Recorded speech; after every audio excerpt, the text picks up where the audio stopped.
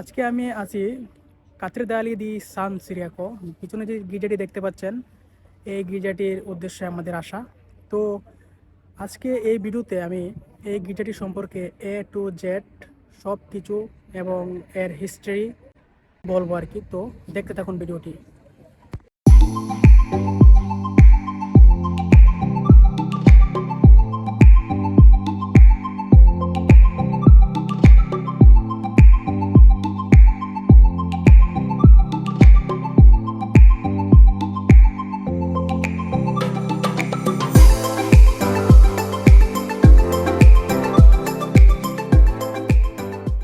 তো গাইজ, আমরা এখান থেকে বাস উঠবো আর কি। তো বাস আসতে আরও 5 মিনিট দেরি হবে। তো দেখতে পাচ্ছেন এই যে আমরা যাব হচ্ছে 1-4 দাঁড়ান ডিসপ্লেতে আসা লোক। এখন বাজে 11:57 আর 1-4 আসে না কেন? হ্যাঁ, ওই যে 1-4 আমাদের বাস 1-4 আসবে 12:05-এ, ঠিক আছে। 4 মিনিট পরে বাস আমাদের সম্মুখে আসবে ইনশাল্লাহ। Okay, waiting for bus, waiting for our journey by bus. Already আমাদের বাস চলে আসতেছে। এখন আমরা এই বাস দিয়ে যাবো আর কি আমাদের গন্তব্যে। হ্যাঁ, চলুন চলুন চলুন।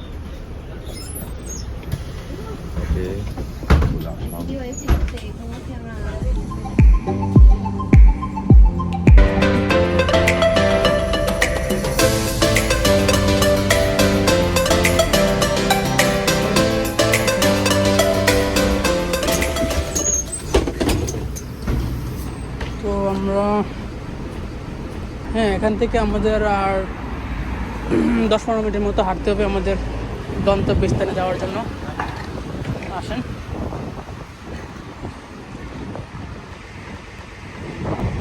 এই যে করে এইখানে। হ্যালো,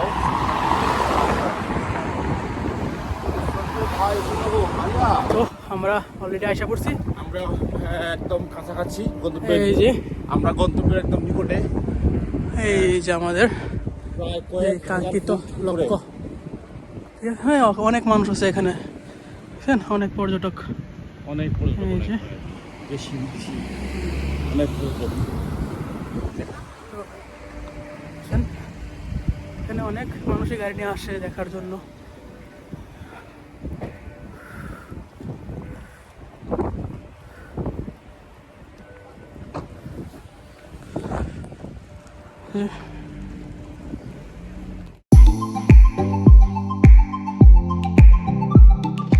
আনকুনার কাত্রিদ্রালি দি সান সিরিয়াকো শহরের একটি প্রধান আকর্ষণ, যা গ্রিক মন্দির ও প্রাথমিক খ্রিস্টান বেসিলিকার ভিত্তির উপর নির্মিত।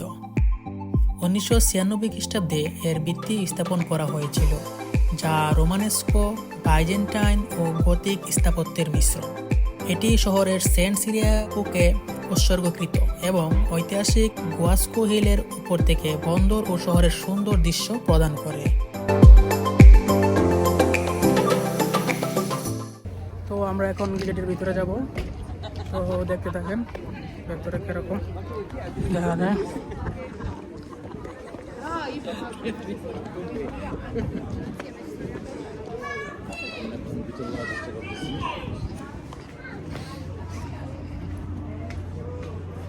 এদিক দিয়ে টান করেন। হ্যাঁ, এটা হচ্ছে ভিতরে।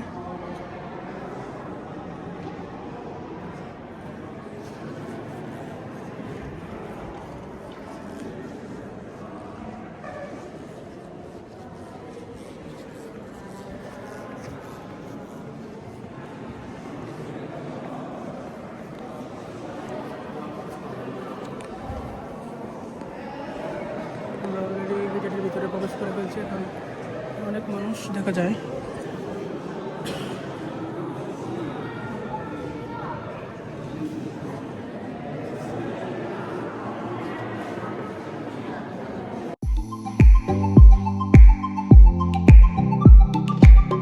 1932 সালে পরিচালিত খনন কাজ থেকে জানা যায় যে খ্রিস্টপূর্ব 4th শতাব্দীতেও এই স্থানে একটি গ্রিক মন্দির ছিল, ষষ্ঠ শতাব্দীতেও এর উপরে একটি খ্রিস্টীয় বেসিলিকা নির্মিত হয়েছিল।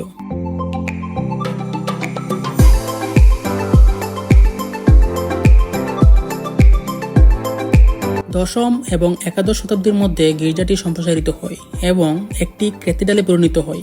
এর দক্ষিণ পূর্ব দিকে একটি প্রবেশপথ ছিল, যেখানে বর্তমান ক্রুশবিদ্ধকরণের চ্যাপেল অবস্থিত। দ্বাদশ শতাব্দীর শেষের দিকে এবং ত্রয়োদশ শতাব্দীর প্রথম দিকে আরও সম্প্রসারণের কাজ করা হয়, যাতে একটি গ্রিক ক্রুশ, একটি সাধারণ বাইজেন্টাইন পরিকল্পনা এবং দক্ষিণ পশ্চিম দিকে একটি নতুন প্রবেশদ্বার পাওয়া যায়। ভিতরে কিরকম? এক্সিলেন্ট এনভায়রনমেন্ট, এমনকি বিশাল বড় একটা হল রুম। এখানে খ্রিস্টীয় ধর্মের লোকজন আরাধনা করে, ধর্মের তাদের যে রিলিজিয়ন, তাদের ধর্মের কার্যকলাপ এখানে সম্পাদন করে। এমনকি এইটা আনকোনের মধ্যে সবচেয়ে সর্ববৃহৎ গির্জা, মেবি খ্রিস্টীয় গির্জা, মেবি মেবি আমরা সেও না। এখন এটা অনেক আসন বিশিষ্ট একটি গির্জা, যেখানে বহু জায়গা থেকে অনেক লোকজন এখানে খ্রিস্টীয় ধর্ম লোকজন আসে, প্রায় দিন ম্যাক্সিমাম দিনই এখানে আসে। তো আমরা এখন বেরিয়ে যাবো এখান থেকে। তাদের উপাসনালয়ে আসে। এখানে একটা কি লেখছে রে, এনতে ইমার্জেন্সি না এখানে যাবেন, চলেন এটা কি দেখে আসি।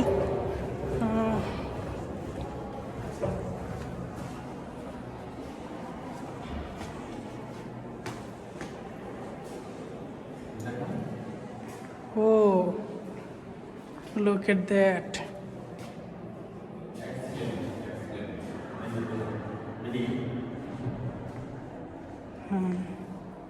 কি এটা, কি লিখছে এটা?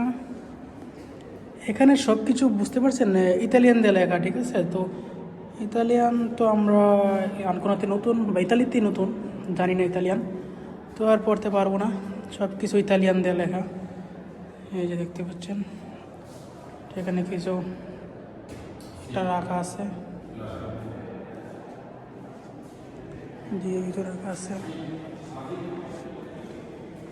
এই যে আই ডোন্ট নো এগুলা কি। তো চলেন,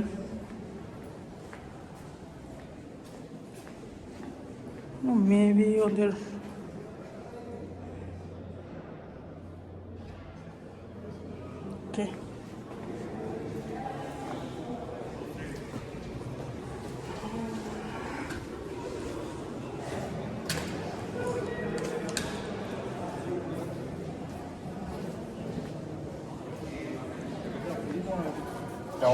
কি এদিকে যাওয়া যায়, অফ মেবি বন্ধ। ওকে, এগুলো কি? পুঞ্জিকা।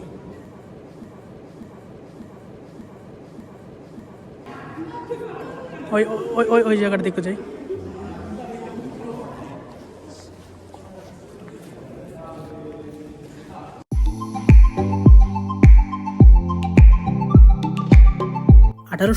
সালে রোমে the altar of the fatherland প্রকল্পের লেখক জিউসেফ সেকুনি বেসিলিকাটির একটি অত্যন্ত চিত্রাকর্ষক সংস্কার করেন। তিনি এটিকে তার মূল মধ্যযুগীয় চেহারায় পুনরুদ্ধার করেন, অলঙ্করণ এবং ওভারল্যাপিং প্লাস্টারগুলি বাদ দিয়ে, যা শতাব্দীর পর শতাব্দী ধরে গির্জার মূল চেহারার পরিবর্তন করেছিল। তবে তিনি ভেনভিটেলির কাজগুলিকে তাদের শৈল্পিক মূল্যের জন্য সম্মান করেন। সমাধি, এই যে যাওয়া নিষেধ নাকি কি বলছে এখানে, মনে হয় যাওয়া নিষেধ। ওকে, দেখতে দেখুন।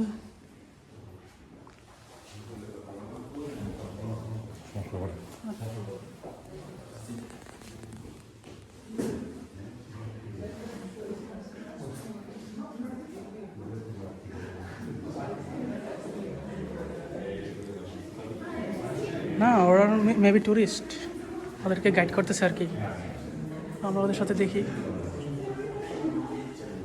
তো যারা এগুলা সম্পর্কে জানেন অবশ্যই কমেন্টে বলবেন এগুলো কি বা আমরা তো এখানে ইতালিয়ান লেখা বুঝতে পারছি না, শুধু দেখতেছি আর কি, এরকম ঠিক না মরদ ভাই? জি। তো দেখেন অনেক সুন্দর একটি জায়গা, নাইস প্লেস।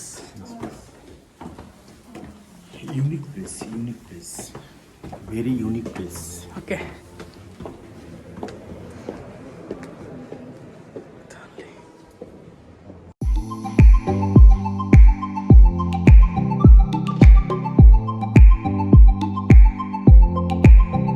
প্রথম বিশ্বযুদ্ধের সময় এবং দ্বিতীয় বিশ্বযুদ্ধের বোমা হামলায় গির্জাটি ক্ষতিগ্রস্ত হয়েছিল এবং প্রতিবারই পুনরুদ্ধার করা হয়েছিল।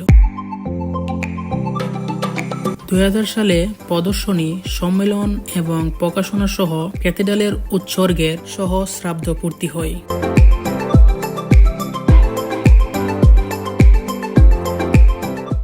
এখানে লেখা আছে সব কিছু ইতালিয়ান দা লেখা, তাহলে বাইরের পর্যটকরা কীভাবে বুঝবে এটা কি? মেবি রানী না, আগের কার আমলের রানী। ওকে, তো সবাই এখন চলে যেতেছে অলরেডি, আমরা চলে যাব। তো গাইস, আমাদের গির্জার ভিতরের যে পরিদর্শনটা আমাদের দেখালাম এটা ইতিমধ্যেই শেষ, এখানেই শেষ। আমরা এখন আস্তে আস্তে বাইরে যাবো আর কি। বাইরের দিকে তো চলুন বাইরের দিকে যাই। একজন অলরেডি করতেছে। এই যে একজন, ওকে, এটা মেবি মনে হয় এক্সিটের গেট, ঠিক না? এটা না এক্সিট? হ্যাঁ হ্যাঁ, অনেক অনেক বড়। খোলেন, গেটটা খোলেন, বাইরে চলে যাই। কোন দিক দিয়ে? এদিক দিয়ে? নাইস।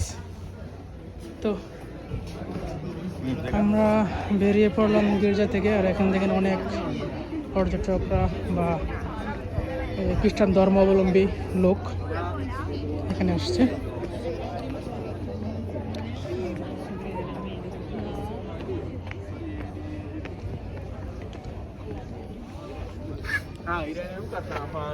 তো এখানে দেখতে পাচ্ছেন যে গির্জার ভিতর থেকে আমরা এখন আসলাম।